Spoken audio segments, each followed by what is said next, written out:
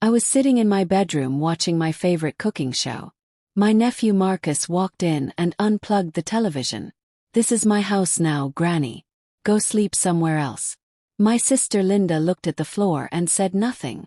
I picked up my purse, walked to the door, and left without one word. The next morning, a woman in a black suit knocked on the front gate. She pressed the bell 3 times. "Welcome to JAMAL'S Stories. I tell you new true stories every single day, and I really hope you click subscribe and give my video a like. Now let me take you back to my story. Promise you will enjoy it if you listen all the way to the end." That night, the plug came out of the wall socket like someone pulled my heart out. I was sitting on my bed with the pink flower blanket I bought when my husband died 20 years ago. Hot tea cooled on my side table, and the whole room smelled like banana bread. The television was showing a baking contest quietly, and this was my happy time when my back stopped hurting and I could just be me, not helping anyone. The back door banged open like thunder was coming inside. I didn't turn around. I knew exactly who it was. Marcus stomped in like a king. Behind him, my sister Linda carried grocery bags. Her back was bent, her eyes looking down like she was sorry for breathing. I didn't get up.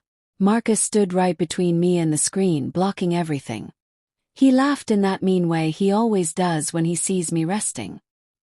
He grabbed the cord and yanked it from the wall. The screen died. "Get out, old woman," he shouted. "I need this room for my gym equipment. This house belongs to me now." The quiet became heavy. I could hear him breathing fast and angry, like yelling gave him some special power. Very slowly I looked over at Linda. She stood near the kitchen door, her fingers squeezing the bag handles until they turned white. Eyes met. I waited for just one thing, the easiest thing, for her to say, "Don't you ever talk to my mother like that. This is her house." Linda dropped her head and started fixing the bags like something fell out. That small movement hurt worse than any screaming. Marcus yelling, noise. My sister's silence, pain. A cold feeling washed over me. Not mad, not embarrassed, just clear and icy knowing. 40 years working at the post office taught me one thing. Talking doesn't matter. Papers always do. I stood up. My knees made a cracking sound. In that silence, the noise sounded like a stamp hitting an envelope. Marcus was already lying on my bed, taking off his jacket and opening a soda can without looking at me. In his mind, I had become just furniture a long time ago. I walked past him into the hallway, not to hide or cry like they probably thought. I opened the closet, pulled out a brown envelope I keep for bank stuff, and from the bottom I took out keys and a yellow folder held together with a rubber band. My fingers touched the rough papers inside. Purchase agreement, old but strong, a legal ownership document. Owner, Margaret T. Johnson. The paper was brown on the edges. Its power was like steel. In the hallway mirror, I saw my short white hair, my reading glasses hanging on a string, my jeans, and a purple shirt. I looked like the grandma who makes cookies. That was my best trick. As long as grandma feeds the wolves, they think they run everything. The second I stopped feeding them, the wolf's teeth turned soft. I walked back toward my bedroom. Marcus had turned on the sports channel and made it super loud. Linda was washing dishes, choosing quiet instead of standing up. I walked to the front door. My shoes tapped on the wood floor. Marcus turned his head, smiled mean, and lifted his soda can. "Going for a walk, Margaret?" he said in a nasty voice. "Don't trip and fall. You're pretty old." I said nothing. I turned the lock. For 1 second I looked around the house, the picture of the beach on the wall, the carpet I clean every week, my nephew's back, my sister's shadow in the kitchen. I touched the keys in my pocket. The cold metal felt good. I walked out, closing the door soft but strong, like putting a period at the end of a sentence. Outside, the air was cool and fresh. I wasn't scared. I breathed out deep, locked the gate from outside, walked to the main road, and called a taxi that came right away. "Where are you going?" "The Comfort Inn on River Street." I pulled out my phone in the car. My hands shook a little, not because I was afraid but because I felt strong. I looked through my contacts to a name I hadn't called in forever, but I knew she would pick up. Patricia R. Williams, lawyer. We used to sit near each other at lunch. She handled property fights, I handled mail delivery. Margaret, it's almost 10 at night. What happened? I woke up, I said, watching the city lights go by. I need you to help me. I have court in the morning. Why so fast? My brain and my property both need fixing. I'm listening. I want to kick out 2 people living in my house. But your sister and nephew live with you. Exactly. She knew me from my work checking addresses on packages. When other people said maybe, I said absolutely no. What did they do? He yelled, old woman, this house belongs to me now. My sister said nothing. I left and I'm not coming back until they leave. I understand that's emotional abuse for sure. But you don't need sympathy. You need the law, right? The house is mine. They lived here for 5 years without paying rent. All my money. I need an eviction notice. I am stopping the free living and telling them to leave my home. Someone needs to give them the papers in person. I'll send my helper Jessica M. Torres, first thing tomorrow morning. She's calm, professional, looks smart in her suit, very new to the job. She gives the papers clearly. She'll be good. We usually give 30 days. That's okay. And write a warning in the letter. 24 hours to wake up and see the truth. And when they leave, they will pay me for rent they never paid plus extra money for staying too long. Got it. You sound very sure. I'm hurt, and a hurt woman who knows the law is powerful. Make the papers. I'll be at your office by 8 in the morning. I'll sign before you go to court. Then send Jessica to my house. The taxi stopped at the hotel. The man at the door opened it with more kindness than my nephew showed me in 12 years. Can I help with your bags? I only have my purse, I said quietly. And the respect I just got back. The room was nice and smelled like flowers and clean sheets. A big television sat across from the bed. I turned on my favorite channel and made it as loud as I wanted. I ordered chicken soup and a glass of red wine. Ate slowly. My mind was thinking about the house, but now they were my thoughts. I knew what they did every morning perfectly. Marcus sleeps late and wakes up grumpy. He's always tired. Linda runs around trying to make him happy. I imagined the door of my house, the doorbell button, a strong finger pushing it. This wasn't a friendly visit. This was the law coming. The first warning bell. I fell asleep fast and deep like someone who took control back. I woke up when the sun came up, took a shower, wore the same clothes but stood taller. I went to Mrs. Williams's office. Signatures, dates, property information. Every time my pen touched paper it sounded like a judge's hammer. Jessica is leaving now. Patricia pointed to a young woman with a black bag. 20 minutes and she'll be at your gate. Perfect. I put my purse down and sat in the waiting area. I'll wait right here. Panic always remembers it has a mother and an aunt. The coffee from the machine smelled sweet. The clock on the wall went tick-tock. Somewhere at my house, different legal music was starting to play. For the first time in forever, I wasn't running between the stove and other people's demands. I was just waiting. 9:30. My phone buzzed on my leg. The day had started. Linda was calling. I let it ring 4 times, then I answered. Mama, oh my goodness. Her voice was shaking and high. There's a woman here, Jessica, with a paper. Marcus is screaming so loud. What's happening? Where are you? I held the phone away from my ear because I could hear his yelling in the background. Jessica is the lawyer's helper, I said calmly. Tell your son to be quiet. Take the notice, read it out loud. And tell Marcus the old woman isn't available for screaming today. But it says eviction notice 30 days. Mama, did you lose your mind? Linda, for the first time in years my mind is completely clear. Read the paper. Do what it says. The less screaming the better. I pressed the red button to end the call.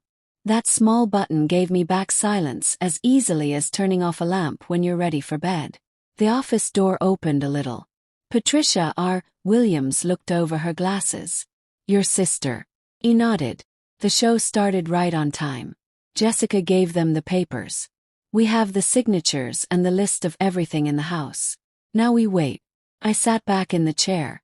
The coffee from the machine smelled like caramel. The clock on the wall went tick-tock. I looked at the time, but I wasn't thinking about minutes. I was thinking about how for 5 years I made myself small in my own house like a footstool so I wouldn't bother their moods. How I ate the burned parts of cake and left the good parts for the king of the bedroom. How I watched television shows with headphones so I wouldn't interrupt their phone calls. How I paid 3 times the electric bill and never said anything. I opened my purse and pulled out a paper folded into 4 parts. A retirement statement, the money I get every month from my post office pension, some money from savings accounts. The numbers stood straight like soldiers. These numbers meant I could survive. These numbers meant I didn't have to beg. Next, a printed list of transfers, money I gave for their new truck, a gift for the young family, emergency money when their car payment almost didn't go through. The reason for payment, family help. My hand shook sometimes, but my signature was straight like a line. The habit of working with papers. The phone shook again. Linda. I turned it face down. Then a text from Marcus came. Come home. We need to talk. No way, Mama, please. Whoa. I swiped the messages away like dust off a table. Patricia R. Williams walked into the hall. She asked. I want something else, I answered. I need to turn off the utilities. Which ones? Everything in my name. The internet, the cable with the sports channels, the house phone, and the credit card Linda uses for food shopping. Not cancel, just turn off. I can turn them back on when the house is mine alone again. She smiled a little. That will hurt them. Yesterday was painful, I said. Today just hurts. They are different things. I took a small notebook from my purse. On a clean page I wrote a simple plan. Step 1, legal done. Papers delivered. Deadlines and punishments explained. Step 2, money. Turn off the flow. Let the king of the bedroom learn what his kingdom costs. Step 3, silence. No drama, no explaining, only facts. The phone buzzed again. I looked at it. Linda was typing long, scared messages. He's so angry. We look bad. People were staring. Where are you? Let's talk. I put the phone down and didn't say anything. Today, my nothing was the answer. Is there a nice clothing store nearby? I asked, putting the notebook away. The River Plaza Mall is 3 blocks away. Patricia R. Williams said. What are you planning? I'm dressed like a grandmother, I said, looking at her. And I'm going to set rules. I need new clothes like a uniform. You're dangerous when you're calm. She said it seriously. I'm just becoming myself again, I answered, taking my purse and walking to the door. Outside it was bright and dry. I walked fast, not looking back. The store windows showed me standing taller with a straighter back. My mind was clear and steady. Where to go, what to say, who to call. No pity, no revenge, just order. At the mall entrance, I stopped for 1 second, touched the strap of my purse and breathed out. First the clothes, then one thing after another. The River Plaza Mall was 3 blocks away. I walked quick like I was going to work, shoulders back, steps even. Inside, bright lights, store windows, music playing from speakers. In the grown-up clothing section, a worker with a name tag that said Amy met me. Her eyes were kind without treating me like a baby. I need a uniform, I said. Calm, professional. Today I'm setting rules. Amy nodded and walked between the clothing racks. She came back with dark gray pants that weren't loose, a clean white shirt, and a tan jacket. In the changing room the clothes fit just right. The pants made me stand taller. The shirt was crisp, and the jacket pulled it all together. I put on black shoes with a small but clear heel. The tap-tap on the floor sounded like a clock ticking. I folded my old clothes into a bag. Give these to the charity box, I said. Let them help someone else. I sat on a soft bench by the changing room, took out my notebook and phone. First call to the service company. Good afternoon. I am the account owner. I want to temporarily turn off services at this address.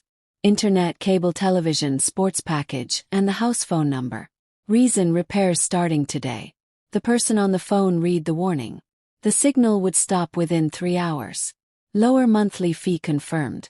Second call to the bank. I am the main account owner. I want you to block the extra card in Linda Johnson's name. Reason, safety. Please lower the spending limits and keep text alerts only on my phone number. Voice said. The changes are active now. Hung up. My stomach made a noise, not from being hungry, but from the nervousness slowly going away. On the second floor in a quiet restaurant, I ordered pasta with vegetables and a glass of water with lemon. I put my phone next to me face down. Spoon, fork, breathe. For the first time in forever, I wasn't eating secretly or in a rush. 12 minutes later, my hand felt a short vibration. Text from the bank. Transaction denied. $92. Electronics store. Gaming headset. Smiled. A short smile without feelings. Almost right away another message appeared. The cards don't work. Call the bank. We're at the counter. Marcus's number. Calmly type back. It's not broken. It's frozen. The credit and the trust both ended yesterday along with your gym plans. I put the phone face down and finished my pasta slowly, tasting every bite. I paid the bill with my card. It went through easily, like walking through the door of my own house. At the exit, I bought a bottle of juice, got a taxi, and went back to the Comfort Inn. The lobby was cool, smelling fresh, the carpet soft under my feet. In the room, I took off my new shoes, put the keys on the bedside table. The familiar metal sound answered with calmness inside me. I turned on the television to a music station and slept for an hour. My body took what it needed. I woke up to the clear ring of the room phone. That sound rarely means nothing. Hello, front desk. Good afternoon.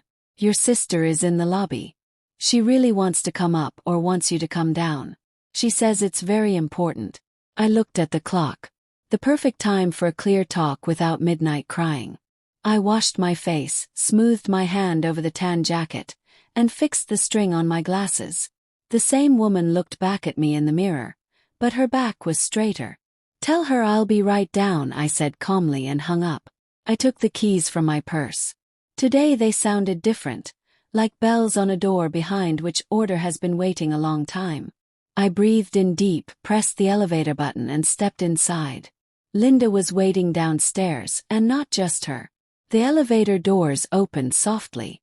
In the Comfort Inn lobby, Linda walked back and forth between the couches. Her shirt had wrinkles, her hair was messy, and she had dark marks under her eyes.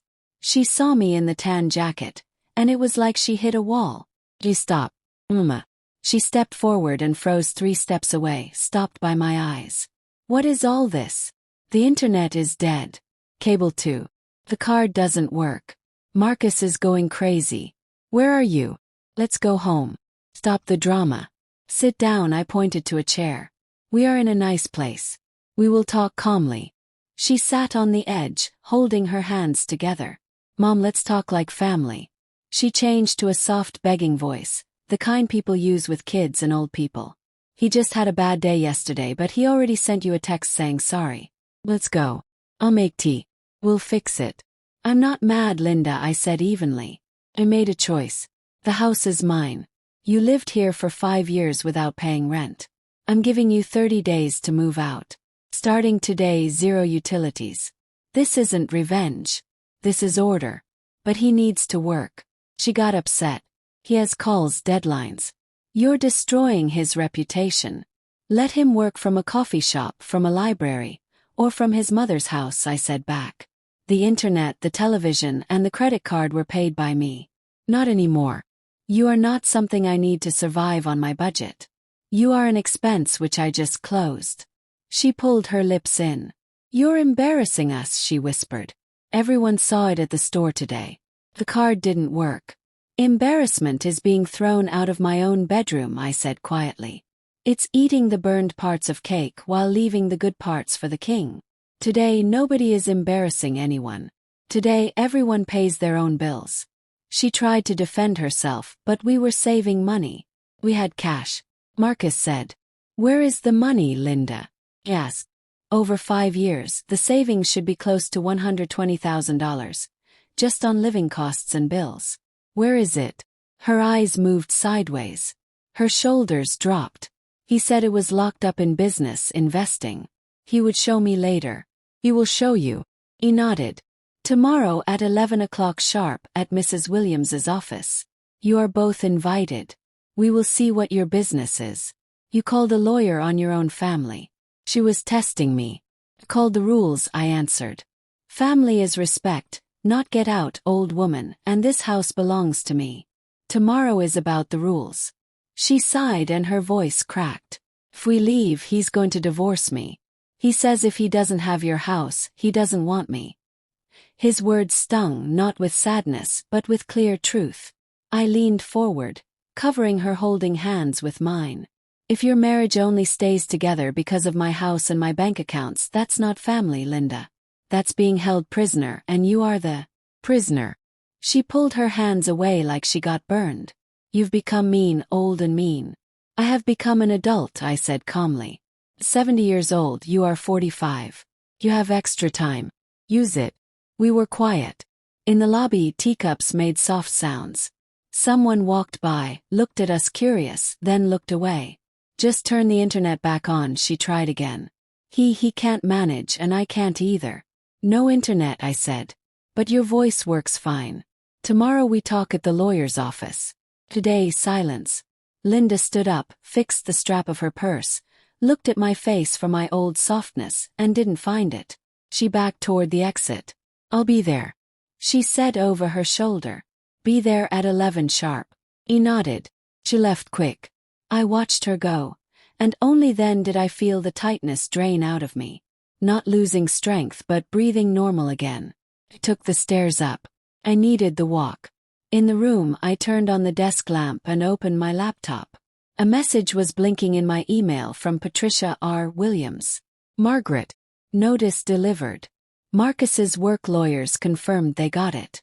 He's been sending work emails threatening you. His boss was copied. Warning letter likely. Meeting tomorrow at 11 sharp. Both will come. Sincerely, P.R. Williams. Close the computer. Rushing is fear's best friend. The king of the bedroom was already making mistakes. I opened my phone, looked through the settings, and turned off the family location app, the same one Marcus installed for my safety years ago. Location access denied flashed on the screen. But my dot on the map was mine again. I took the keys out of my purse and dropped them onto the bedside table. The metal sounded clean like a new password. Outside, the light stretched along the street. The air conditioner hummed steady. I sat on the edge of the bed and felt it. Order inside. Not winning, not happiness, just order. Tomorrow at 11 the meeting room door would open and 3 people would walk in. Him, my sister, and the law. The meeting room was cool. The air conditioner was blowing cold air. I asked to sit at the end of the table. To my right, Patricia R. Williams. Clean folders, pen straight next to the edge. On the table, my driver's license, the ownership papers, the notice of ending free living. My protection today was simple. A tan jacket, a straight look, and papers. The door clicked. The office helper whispered, "They're here." Marcus stumbled in first. His usual cockiness was faded. A wrinkled shirt, his tie loose like a rope, dark circles under his eyes. Behind him, Linda held her purse to her chest. Her eyes stuck to the floor. "Please sit down," Patricia R. Williams said with her deep voice like a judge's hammer. "I'm not here to be friendly," Marcus snapped right away, pulling out a chair. "Stop with the show. We've lived there for 5 years. We have rights." I looked over my glasses. I paused on purpose so his anger would be heard. "Rights are exactly why we are here," I said calmly. "The house is my property only. You are using it because the owner allowed it. I stopped allowing it. The notice is on the table. The deadline is 30 days. There's something called squatters' rights." He shot back. His words stumbled over each other. "We lived there openly like owners. Do you even know the law?" "I do," I smiled a little. "And I worked with it for 40 years. Squatters' rights work when the owner doesn't live there, doesn't pay, and doesn't object. I live there, I pay, and I object. You're not owners. You are temporary and loud users." Marcus's jaw tightened. He turned his eyes to Patricia R. Williams, looking for help. "The notice is correct," the lawyer confirmed smoothly. "Delivery was done. When the deadline ends, a lawsuit will be filed for eviction and getting back fair rent from the date of the notice." "This is illegal," Marcus raised his voice. She cut off our internet, our money, emotional pain. I'm suing. Internet is not a life-saving utility, Patricia R. Williams said, not blinking. If you want it, connect it yourself and pay for it. Linda, tell her. He pointed his finger at my sister. She's destroying our family. Linda blinked. Her lips shook. And then silence again. I slid a folder toward her. Let the paper talk, I said. Marcus, for 5 years you were supposedly saving for an apartment. Close to $120,000 in savings just on living costs and bills. Where is the money?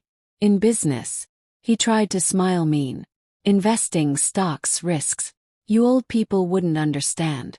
I like specifics. I pulled a stack of papers from an envelope, 4 loan letters showing missed payments, and here the investment statement. Count closed. Balance 0. Marcus reached for the paper, but Patricia R. Williams's hand landed first. Put it down. Let your aunt read it. Linda took the papers. Her fingers shook. Her eyes moved over the numbers and lines. I saw the moment she understood. Her shoulders dropped, her mouth opened. One heavy tear. Not from pity but from cold knowing. 0, even negative, she whispered. Yes, I said, softer but firm. Nothing was saved. There were bets, games, $92 gaming headsets, and expensive dinners. All on my card. I would have made it back. Marcus got angry. The market is changing. I just needed one more chance. And that's why you needed my bedroom. I raised an eyebrow.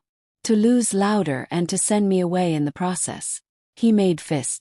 The anger in his eyes was mixed with fear. I'm your nephew, he forced out. Family is supposed to help. Family is respect and boundaries, I said. You gave neither and you will get neither. I stood up. That movement was enough to make everyone sit straighter. Terms, I stated, cutting my words. 30 days to move out. The internet, cable, and credit cards will not come back. If I hear screaming when I visit to get my winter coats, I will call the police right away and file a report for threats. We'll see how job interviewers feel about that on top of your work warning letter. Marcus slumped in his chair like his bones melted. Linda covered her face with her hands. The coldness of the air conditioner became loud. And one more thing, I turned to my sister. This is your choice. Over these 30 days, you decide if you keep sinking with a man who lied and pulled you down, or if you swim to the top. I am a mother but not a bank and not a free restaurant. Linda lowered her hands. For the first time in forever, she looked straight at me. But if I have nowhere to go, she whispered with a rough voice. You will find a place. You work, rent a small apartment, sell the truck, handle your own accounts. I have paid for my lessons completely. I gathered my papers into the folder. Patricia R. Williams stood up. The meeting is done. Jessica will handle all future contact in writing. I walked around the table. Passing Marcus, I stopped for half a step. You can press the buttons of your own life as much as you want, but it doesn't work on my house anymore. In the hallway, the light seemed warmer. The air cleaner. I walked to the elevator and heard the scraping of a chair behind the door. Linda's choked whisper. Marcus's short curse word. The elevator made a sound. The doors closed. My phone buzzed in my purse. Linda. I didn't answer right away. I took 4 deep breaths and only then pressed accept. I held the phone in my palm. 4 breaths and then I answered. Linda's voice was low like after being sick. I didn't get in his truck. Where are you? Downstairs in the parking lot. He's screaming in the truck, hitting the steering wheel. I walked away. He told me to get in but I couldn't. Good, I said calmly. Breathe. Don't rush back to where screams are waiting. She was silent. I could hear traffic noise fade in the background. He says you broke the family. Unplugged internet doesn't break a family, Linda. Lies and screaming do. Quiet again. Thank you, Mama. Barely heard. Hurts but I can see. Seeing is the first step, I said. Tomorrow at 11 at Williams's office. Can you make it? We breathed into the phone for another second and I hung up. The street smelled of hot road. I left the office, lifted my face to the sun and called a taxi. Where are we going? To a nice restaurant, I answered. I'm celebrating today without cheers. By the window with a view of the river, I ordered fish soup, a salad, and a glass of white wine. Put my phone face down. My spoon made soft sounds against the glass. Sunlight danced on the tablecloth. I ate slowly like a person who is her own boss again. My phone buzzed briefly. Messages from the bank. Transfers to protected account complete. Extra cards closed. Change of who gets life insurance money done. Confirmation in your online account. I smiled without anyone watching. All loose ends tied up. Nobody else would run into my signature. Almost right away, an email from Patricia R. Williams. For your information, when the 30 days end, Jessica will be at the gates at 9 sharp with a handover paper and list. If there are threats, call. About Marcus's job, the warning letter has been confirmed. I drank the wine to the bottom like closing a file. A switch flipped in my head. The final act was scheduled. Paid with my card. I walked along the water. People argued over small things. Kids rode by on bikes. The wind smelled of river air and heated metal. In a store window I saw myself. The same woman but brighter inside. Not a victim, not a hero, just an adult. I went back to the Comfort Inn in the evening. Took off my jacket. The protection could hang on the hook. I spread the keys, papers, and a small notebook on the bedside table. I opened a clean page and wrote Day 30. Plan. Morning, Jessica. Papers and keys. I'm not home. No scenes. Evening. Open windows. Clean the floor with warm water and soap. Scrub the carpet with a hard brush. Tomorrow painter color light yellow. The phone rang. Linda. I'm at Sarah's on a blow-up bed. It's okay. He called 100 times. I blocked him. Good girl, I said. Get some sleep. Tomorrow at 11. Mom, were you ever scared of being alone? I answered honestly. Until I learned it's worse to be in a place where you don't exist. She sighed and said goodbye. In the shower, the water washed away the stickiness, the layer that stuck to me for years in my own bedroom. I put on a simple nightgown, lay down on top of the covers, and left music softly playing in the background. The room was filled with honest silence, the kind where you can hear yourself breathing. In the morning I went down to the cafe for oatmeal, coffee, and water. A man at the next table frowned at the news. In my life, the main headlines had already been released. Before leaving, I stopped by Patricia R. Williams's office to sign final papers, cover letters, and Jessica's permission to act for me. We spoke briefly, professionally. Keep going, Margaret. This is the right move, she said. I'm just doing what's mine, I answered. Outside the sun was warm. I went to the hair salon. I wanted my hair to match my backbone. The stylist quickly cut the tired ends. The white hair shined like pure silver. In the mirror, the same face. But the look was no longer waiting for someone else's choice. It was the look of a person with the keys in her own pocket. At a crosswalk, I stood at a red light and smiled. It was so simple when the rules were followed on the road and at home. My phone made a short sound. Jessica confirmed. Day 39 sharp. We'll be at the gates. We will check the locks and complete the list. I put the phone in my purse. The clasp clicked dry like a stamp. In the evening, I went back to the Comfort Inn, turned off the light, and opened the window a little to let in the city noise exactly as much as I wanted. The keys lay on the bedside table. Picked them up. The metal was warm. The next day, day 0, he would leave my house, not with a shout, but with the sound of a moving truck's tires. On the 30th day, I woke without an alarm. The light in the window was even, like a blank paper before a signature. I had breakfast, put my phone face down, and drove out of the city to a spa. I would not be home today. Jessica called. I'm at the gates. The moving truck came. They're starting. Follow the list, I said. I'm available by phone. Next was water, steam, and tea with herbs. I stared at the ceiling and thought of only one thing. Tonight I will open the windows and clean the floor. That's all. 12. My phone buzzed briefly. Marcus made noise, but he signed. Keys given over. List completed. A few holes in the walls from shelves. Furniture marks. Looks good. 1:30. They are gone. Put the phone back. No anger, no joy, just a fact. Then. 3. I stopped at a hardware store. Gloves, a mop, cloths, floor cleaner. On the way, I called a painter recommended by Patricia R. Williams. Can you start tomorrow by 10? The bedroom and hallway. Color light yellow. We can, a man's voice answered. We'll be finished in 1 day. At the gates, the key turned easily, like the house itself breathed out. I walked in and stopped. The bedroom was empty. Footprints from the bed legs on the floor.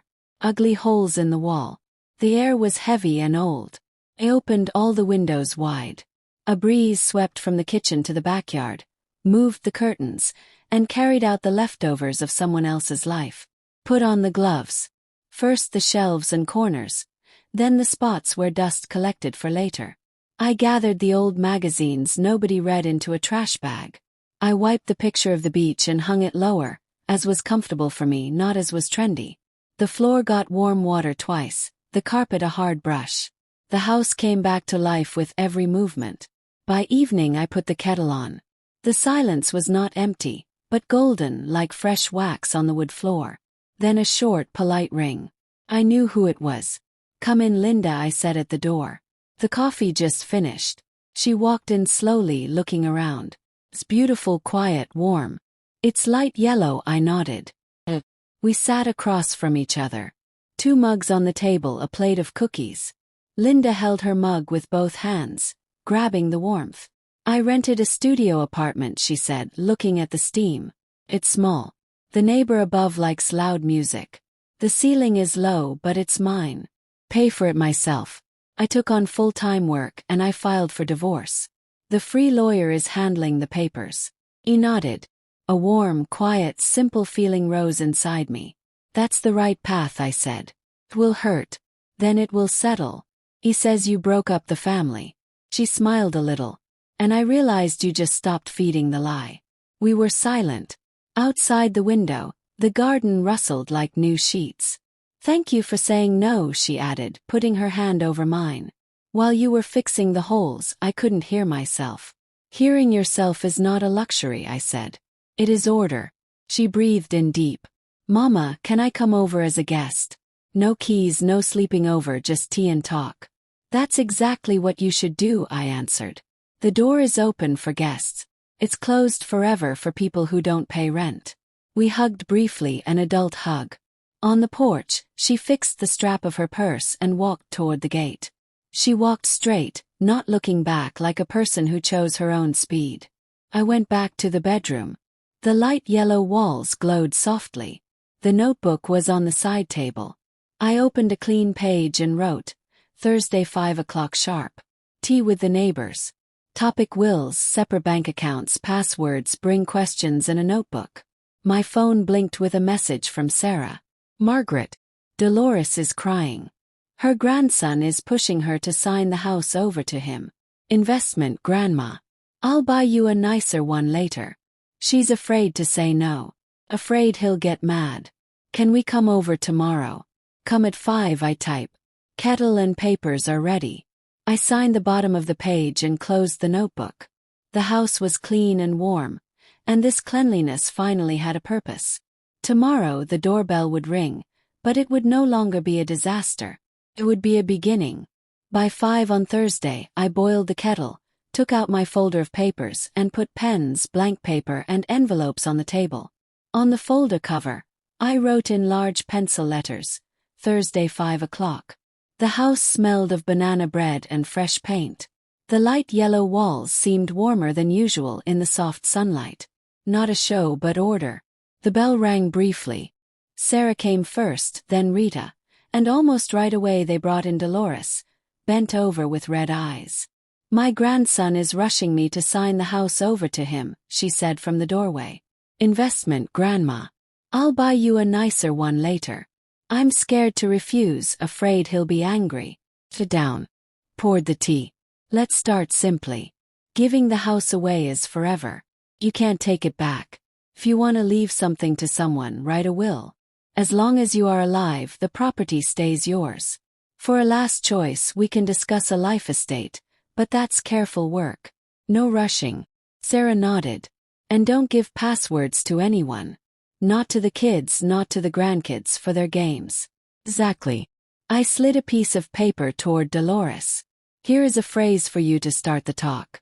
I am not ready to change the owner of the property. To think about it, yes. Sino. Your grandson will push. Repeat the phrase word for word. If he starts yelling, leave the room. Close the door. You only sign papers when your head is calm. Rita laughed a little. Next, you'll be giving her the lawyer's number. I will. I nodded. It's Jessica Patricia R. Williams's helper. She doesn't yell, and she reads the small print fast. But it's best not to sign anything when you're upset or on weekends when the county office is closed. We sat and wrote down short bullet points. Will, instead of a gift deed, separate accounts, a receipt for every dollar borrowed, no sharing passwords, a permission to act only limited and with an end date. I showed them where to find the owner's name on their property tax records. And I explained that staying with grandma for a year turns into a lifestyle after 5 years if you don't call things by their names. Dolores first jumped at every word no, but by the end she sat straighter and asked for more tea. Girls, I feel lighter, she said. I'm going home today not to cry but to talk. We're here every Thursday, Sarah answered. 5. Your tea, your questions. They left differently than they had come, not quieter but more sure. I washed the cups, wiped the table, and opened the windows wide. The garden smelled of wet grass. The house felt light. Linda stopped by at 9. She knocked like a guest. Can I come in? It is still warm. She took off her coat, walked over to the light yellow wall, and touched the paint. It's beautiful, she said quietly. Warm. House should be warm. Everything else is extra. We sat down. She held the mug with both hands, taking the warmth. I was at the lawyer's, she said, looking straight ahead. The divorce is moving forward. Full-time work is steady. I don't want extra credit cards for groceries anymore. Pay myself. But sometimes can I come over as a guest? No keys, no sleeping over, just tea and talk. That's exactly what you should do, I answered. The door is open for guests. For people who don't pay rent, it's closed forever. That's not meanness. It's a rule. She nodded, thought for a moment, then smiled a little. You know what? I miss your no. I spent my whole life learning your yes. And now I'm learning your second word.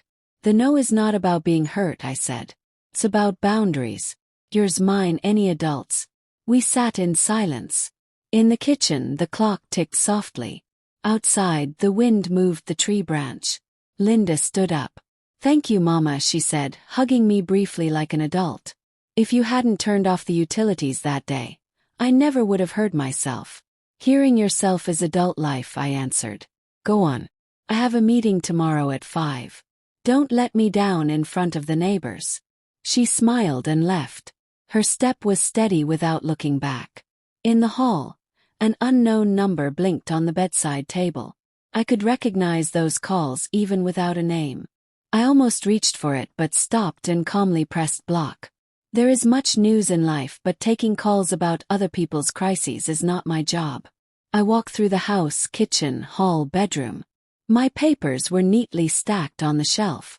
The beach picture was hung where it was comfortable for me. In my office, a clean notebook. I sat down and opened it. On the first line I wrote the house, the owner's story. Not for Linda, but for myself and for those who are still sitting on their beds afraid to pick up the remote. I wrote simply. How fear pretends to be love, how habit drowns out your voice, how one phrase, this house belongs to me now, old woman, shows the whole trick, how papers give you back your backbone, and how unplugged internet can suddenly turn on your brain. I wrote that you cannot give away yourself or your house, not from love, not from pity, that living together without respect is not family, but being held hostage, and that a timely no saves better than 1,000 yes. Then I put the notebook away in the drawer, went back to the bedroom, and ran my hand over the back of the pink flower blanket. I sat down. The remote control lay on the side table, the most ordinary black thing. I held it in my hand. It was no longer a symbol of someone else's power, just a thing. I turned on the television and found the music. The piano played purely without stopping. No footsteps from the hall. No turning off. No to your room. I sat with my eyes closed, listened, and without rushing made the volume louder by 2 notches. Exactly as loud as I liked it.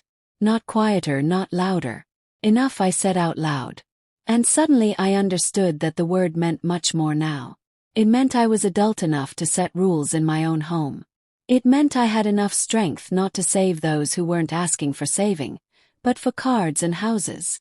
It meant I had lived long enough to understand a simple truth. Ownership is not just about keys and papers. It's about the right to choose the silence, the people at your table, and the volume of the music. I turned off the television and listened to the house. It was breathing steadily. The garden got dark outside the window. A branch moved somewhere. Water made sounds in a pipe. Nothing dramatic, just simple life that I was finally not renting out.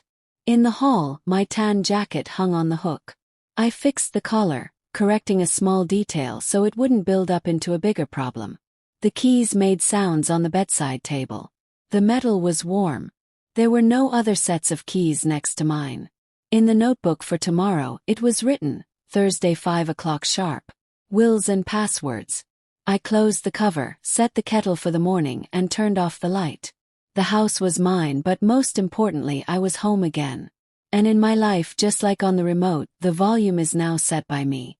I'm really glad you're here and that I could share my story with you. If you liked it, show me by liking the video and subscribing to Jamal's Stories. Let's see how many of us there are.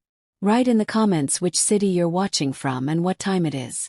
I'm so curious to know where all you wonderful people are tuning in from. If you want to support me a little extra, you can also send a small donation. I share new life stories for you every single day.